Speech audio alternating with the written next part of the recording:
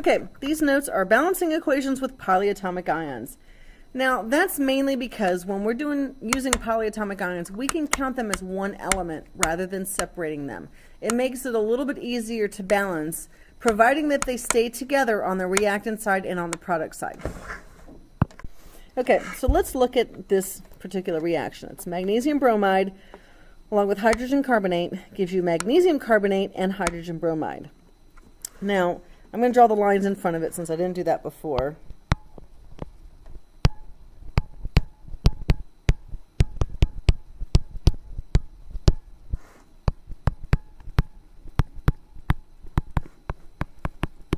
Now, when we balance this, see the CO3? That is carbonate, okay? It's polyatomic ion carbonate. It doesn't change from the left to the right. It stays the same. So we are actually going to count that as one element. So when we do our chart, so we have our reactants and products. So we're going to do Mg, then we're going to do Br, then we do H, and then our last thing that we're going to do is going to be CO3. We're going to pretend like it's one element rather than two different elements because it stays the same. It acts like one element. So we can treat it like one element.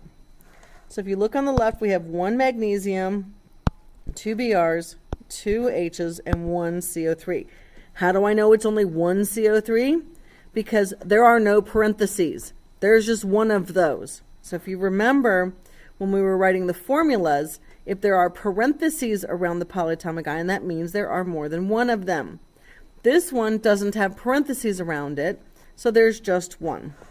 Now let's look on the right-hand side. We have one magnesium, we have one bromine, one H, and one CO3.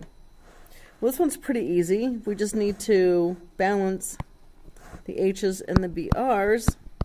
Guess what? We're balanced. Pretty easy, huh? Let's try another one. It's a little harder. Okay, let's look at this one. This one, we actually have polyatomic ion in parentheses. But once again, we have NO3 here, and there's one of those. Now here, because it's in parentheses, we have two of them. So when we write them in the chart, we're going to have to write them like that. So let's first write the lines. So it's going to be CaCl2 plus HNO3 yields HCl plus CaNO3 2. So when we write our chart, we're going to treat the NO3 as if it's one thing. So the first thing we do, put Ca, Cl, H, and then NO3. Okay? So let's do our counts again. So we have one Ca, two Cls, one H, and one NO3. Let's look on the right-hand side. We have one H, one H, one Cl, one Ca, but we have two NO3s. So basically, we got to start playing around with stuff. It doesn't matter what you start with. You can start balancing the H or the Cls, or you can balance the NO3s. Because it's a polyatomic ion, I'm just going to balance the NO3s first. You put a 2 in front of there, that makes this 2, but then it makes that 2. Okay, now if we put a 2 on the right-hand side, it makes that 2 and that 2. And now I think we're balanced. Okay? So it's just a matter of counting. Just make sure you count the NO3s as if they were one thing, not one N and 3 O's. Otherwise, you get a little confused. You can still do it. It still works. But I notice that students have a tendency to mess up, and it gets them confused when they do it that way.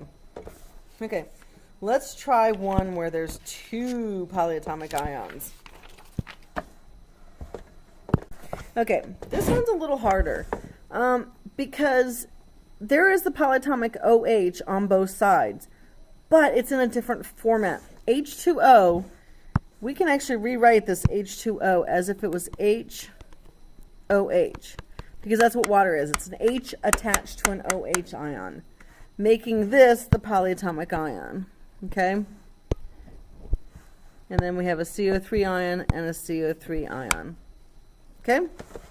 So, we're going to rewrite this when we do the chart. So this time we have an H and we have a CO3, and then we have a Ca and an OH. So we do our counts. We have 2 H's, 1 CO3, 1 Ca, and 2 OH's. On the other side, we have 1 Ca, 1 CO3. Now, we do not have 2 H's and 1 OH. We have one of each.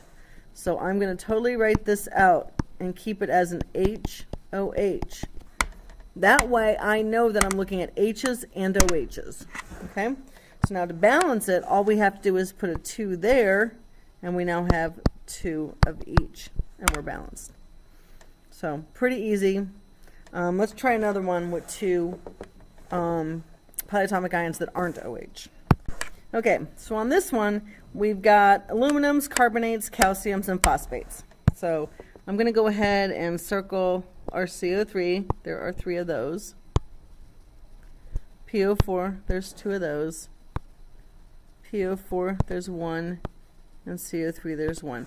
Just to help me when I put them in a chart. Now remember, you don't have to use the chart. You could just put the numbers underneath if you want. However, you can balance it. That's all I ask, is that you are able to balance it. So we have Al, we have CO3, we have Ca, and PO4. Okay, so on the left-hand side we have 2 Als, 3 CO3s, 3 Cas, 2 PO4s. Now on the right-hand side we have just 1 of everything. Geez, this kind of makes it easy, doesn't it? We just have to mess with the right-hand side. We don't even have to touch the left, probably. If you look at the Al, we're going to put a 2 in front here, making that 2, making that 2. Put a 3 here, we make that 3 and that 3. And it balances. Pretty easy, huh?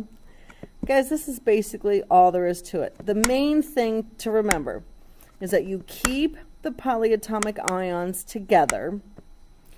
And if it's an OH, it could be water on the other side. And then if there's an OH on the left-hand side, on the reactant side, and water on the right, you rewrite the water. Here, I'll write it down for you.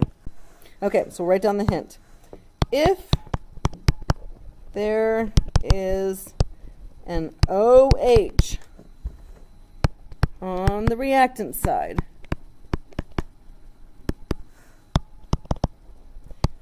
and a water, H2O, on the product side,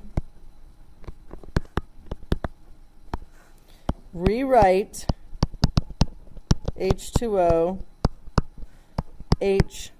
HOH. That counts this as an H, so there's 1 H here, and there's 1 OH here. Kind of splits it up into 2 things. It's an H and an OH. It makes it a lot easier when you're balancing. Now, if that confuses you, then don't do it. Don't worry about it. Just count it like H's and OH's, and hopefully you'll get it balanced. It makes it a little trickier if you don't, but it can be done. Okay? And that's all the notes for tonight. They're not that long. So have a good weekend, and I'll see you guys Monday. Bye.